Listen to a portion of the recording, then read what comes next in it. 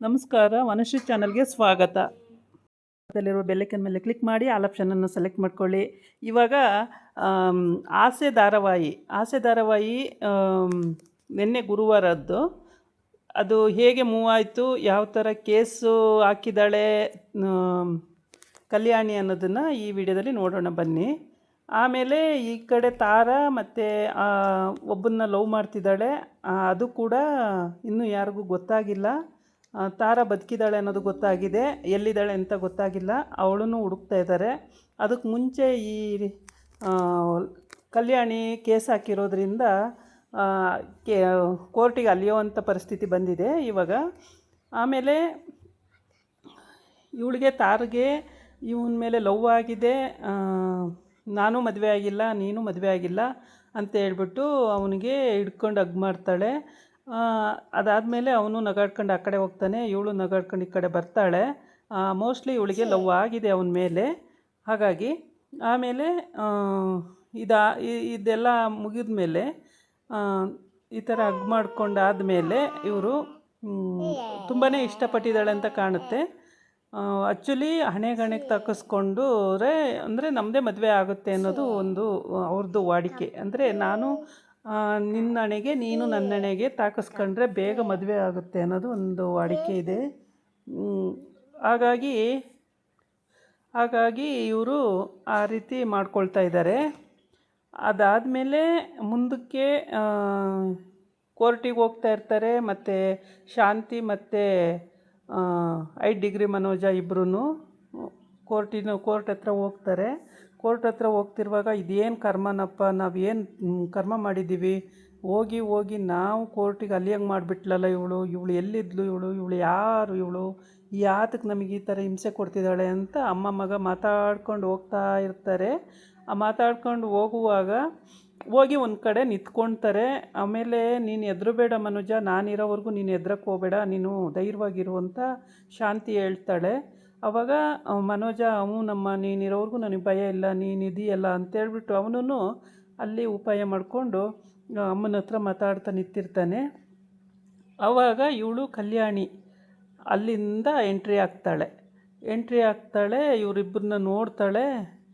ಅವರು ಕೂಡ ಇವರಿಬ್ಬರನ್ನ ನೋಡ್ತಾರೆ. ಆಮೇಲೆ ಅವನು ಮನೋಜ ಅವಳನ್ನೇ ನೋಡ್ತಿರ್ತಾನೆ. ಅದಕ್ಕೆ ಶಾಂತಿ ಅವಳನ್ನೇನಕ್ಕೆ ನೋಡ್ತಾ ಇದೀಯಾ, ನಮ್ಮ ಮನೆ ಹಾಳು ಮಾಡಿರೋಳು ಅವಳು ಅಂತೇಳ್ಬಿಟ್ಟು ಕತ್ತನ್ನ ಈ ಕಡೆ ತಿರ್ಗಿಸ್ಕೋತಾಳೆ. ಆವಾಗ ನಾನು ನನ್ನ ಗಂಡನ ಹತ್ರ ಮಾತಾಡ್ತಾಯಿದ್ದೀನಿ, ನಿಮ್ಮ ಹತ್ರ ಅಲ್ಲ ಅಂತ ಹೇಳ್ತಾಳೆ ಕಲ್ಯಾಣಿ. ಆದರೆ ಯಾರು ಗಂಡ ನಿನಗೆ ಅಂತೇಳ್ಬಿಟ್ಟು ಬೈತಾಳೆ. ಆಮೇಲೆ ಕೋರ್ಟಲ್ಲಿ ಹೆಚ್ಚು ಮಾತಾಡೋಂಗಿಲ್ಲ ಅಂತೇಳ್ಬಿಟ್ಟು ಶಾಂತಿ ಸುಮ್ಮನೆ ನಿಂತಿರ್ತಾಳೆ. ಮನೋಜನು ಸುಮ್ಮನೆ ನಿಂತಿರ್ತಾನೆ. ಆಮೇಲೆ ಇವಳು ಮನೋಜ್ ಅಂತ ಕರಿತಾ ಇರ್ತಾಳೆ, ಯಾರು ಕಲ್ಯಾಣಿ. ಆವಾಗ ಅವನಿನ್ನೂ ನೋಡಿರಲ್ಲ. ಅಷ್ಟೊತ್ತಿಗೆ ಮೀನಾ ಮತ್ತು ಸೂರ್ಯ ಅಲ್ಲಿಗೆ ಎಂಟ್ರಿ ಆಗ್ತಾರೆ. ಮೀನಾ ಸೂರ್ಯ ಎಂಟ್ರಿ ಆದಾಗ ಅವರು ಬರ್ತಾರೆ, ಮೀನಾ ಸೂರ್ಯ ಅಲ್ಲಿಗೆ. ಆವಾಗ ಓಹೋ ಏನು ಎಲ್ಲರೂ ಇಲ್ಲೇ ಇದ್ದೀರಲ್ಲ ಅಂತ ಹೇಳ್ತಾನೆ ಸೂರ್ಯ. ಆವಾಗ ನೀವು ಮಾತಾಡಬೇಡ ಸೂರ್ಯ ನೀನು ಅಂತೇಳಿ ಹೇಳ್ತಾಳೆ. ಆಮೇಲೆ ಇನ್ನೇನು ಗಿಮಿಕ್ ಮಾಡಿ ಇವನನ್ನು ಮರಳು ಮಾಡೋಕ್ಕೆ ಇಲ್ಲಿ ಬಂದೀಯ ತಾಯಿ ನೀನು ಪೌಡ್ರು ಅಂತ ಹೇಳ್ತಾನೆ. ಇಲ್ಲ ನೀನು ಮಾತಾಡಬೇಡ, ನಿನಗೂ ನನಗೂ ಸರಿ ಬರಲ್ಲ, ನೀನು ಮಾತಾಡಬೇಡ ಅಂತ ಹೇಳ್ತಾಳೆ. ಆದರೂ ಕೂಡ ಅವನು ಮಾತಾಡ್ತಲೇ ಇರ್ತಾನೆ. ಆಮೇಲೆ ಇವಳು ಶಾಂತಿ, ನನ್ನ ಮಗನಿಗೆ ನೀನು ತಿರುಗಿ ಮಾತಾಡ್ತೀಯ, ನೀನು ಯಾರೇ ಮಾತಾಡೋಕ್ಕೆ ಅಂತ ಹೇಳ್ತಾಳೆ. ಆವಾಗ ಸುಮ್ಮನೆ ನಿಂತ್ಕೋತಾಳೆ. ಅಷ್ಟೊತ್ತಿಗೆ ಲಾಯರು ಕೂಡ ಅಲ್ಲಿಗೆ ಬಂದು ಎಂಟ್ರಿ ಆಗ್ತಾಳೆ. ಲಾಯರ್ ಎಂಟ್ರಿ ಇನ್ನೂ ಬರಲಿಲ್ವಲ್ಲ, ಲಾಯರು ಎಷ್ಟೊತ್ತಿಗೆ ಬರ್ತಾಳೆ ಅಂತ ಶಾಂತಿ ಕರಿತಾ ಇರ್ತಾಳೆ. ಆವಾಗ ಅಲ್ಲಿಗೆ ಲಾಯರು ಎಂಟ್ರಿ ಆಗ್ತಾಳೆ. ಎಂಟ್ರಿ ಆದಾಗ ಸೂರ್ಯ, ಮೀನಾ, ಲಾಯರು ಎಲ್ಲರೂ ಎಂಟ್ರಿ ಆಗ್ತಾರೆ. ಆದರೆ ಕೇಸ್ ಯಾವಾಗ ಬಗೆಹರಿಯುತ್ತೋ, ನಮಗೆ ಯಾವಾಗ ಬಿಡುಗಡೆ ಸಿಗುತ್ತೋ ಅಂದ್ಕೊಂಡು ಮಾತಾಡ್ತಾ ಇರ್ತಾರೆ. ಆದರೆ ಇಲ್ಲೇನು ಮಾಡಿದ್ದಾಳೆ ಅಂದರೆ ಮನೋಜನ್ನು ಮತ್ತು ಶಾಂತಿನೂ ಸೇರಿಸಿ ಕೇಸ್ ಕೊಟ್ಟಿದ್ದಾಳೆ. ಅದಕ್ಕೆ ಸೂರ್ಯ ಮತ್ತು ಮೀನಾ ಎಲ್ಪ್ ಮಾಡೋಕ್ಕೋಸ್ಕರ ಅಲ್ಲಿಗೆ ಬಂದಿದ್ದಾರೆ. ಲಾಯರು ಕೂಡ ಹೇಳ್ತಾಳೆ, ಎಲ್ಲ ಡೀಟೇಲ್ಸ್ ಹೇಳಿ ಅಂತೇಳಿ ಮೀನಂಗೆ. ನಿಮಗೇನು ಗೊತ್ತಿದೆ, ನಿಮಗೆ ಪಕ್ಕ ವಿಷಯ ಗೊತ್ತಿದ್ದರೆ ನೀವು ಅಲ್ಲಿ ಜಡ್ಜ್ ಮುಂದೆ ಹೇಳಬೇಕು ಅಂತ ಹೇಳ್ತಾಳೆ.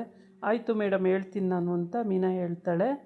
ಆಮೇಲೆ ಮೀನಾ ಹೇಳಾದಮೇಲೆ ಮೀನಂದೇ ಇಲ್ಲಿ ಇವತ್ತು ವಿಚಾರಣೆ ಇರುತ್ತೆ.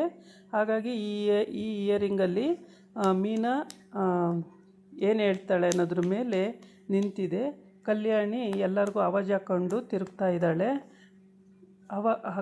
ಅದಕ್ಕೆ ಶಾಂತಿಗೆ ಸಿಟ್ಟು.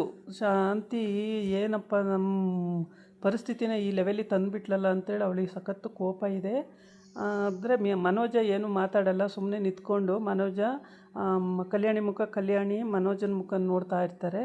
ಅಷ್ಟೊತ್ತಿಗೆ ಅಲ್ಲಿ ಮೀನನು ಮತ್ತು ಸೂರ್ಯನು ಅವರು ಕೂಡ ಎಂಟ್ರಿ ಆಗ್ತಾರೆ. ಇವರೆಲ್ಲ ಮಾತಾಡ್ಕೊಂಡು ನಿಂತಿರುವ ಟೈಮಿಗೆ ಅಲ್ಲಿಗೆ ಇನ್ನೂ ಲಾಯರ್ ಬರಲಿಲ್ಲ. ಏನು ಮಾಡೋದು, ಎಷ್ಟೊತ್ತಿಗೆ ಬರ್ತಾರೋ ಅಂತ ಲಾಯರ್ ಬಗ್ಗೆನೇ ಮಾತಾಡ್ತಾ ಇರ್ತಾಳೆ ಶಾಂತಿ. ಅಷ್ಟೊತ್ತಿಗೆ ಲಾಯರ್ ಅಲ್ಲಿಗೆ ಆಗ್ತಾಳೆ ಎಂಟ್ರಿ. ಆಮೇಲೆ ಮೀನನು ಸೂರ್ಯನು ಅಲ್ಲಿ ಬಂದು ಅಮ್ಮ ನನ್ನ ಪರವಾಗಿ ಮಾತಾಡಿದ್ರಲ್ಲ ಅಂಥೇಳಿ ಖುಷಿ ಆಗುತ್ತೆ. ಸಕ್ಕರೆ ಏನು ಅಪರೂಪದಾಗ ನನ್ನ ಪರವಾಗಿ ಮಾತಾಡ್ಬಿಟ್ಟಾರೆ. ಅಯ್ಯ, ನನಗೆ ಒಳ್ಳೇದಾಗಬೇಕು ಅಂದರೆ ನಾನು ಏನು ಬೇಕಾದ್ರೂ ಮಾಡ್ತೀನಿ.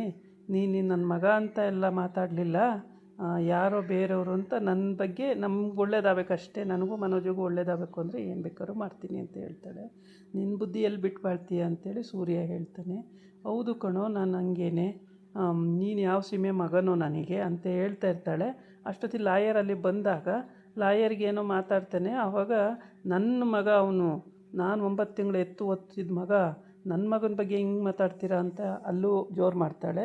ಆಮೇಲೆ ಲಾಯರಮ್ಮ ಆ ಕಡೆ ಹೋದ್ಮೇಲೆ ಈಗ ಕೋರ್ಟ್ ಇದೆ, ಕರಿತೀನಿ, ಅವಾಗ ಬನ್ನಿ ಅಂತೇಳಿ ಹೇಳಿದಾಗ ಇವರು ಮಾತಾಡ್ಕೊಂಡು ನಿಂತಿರ್ತಾರೆ.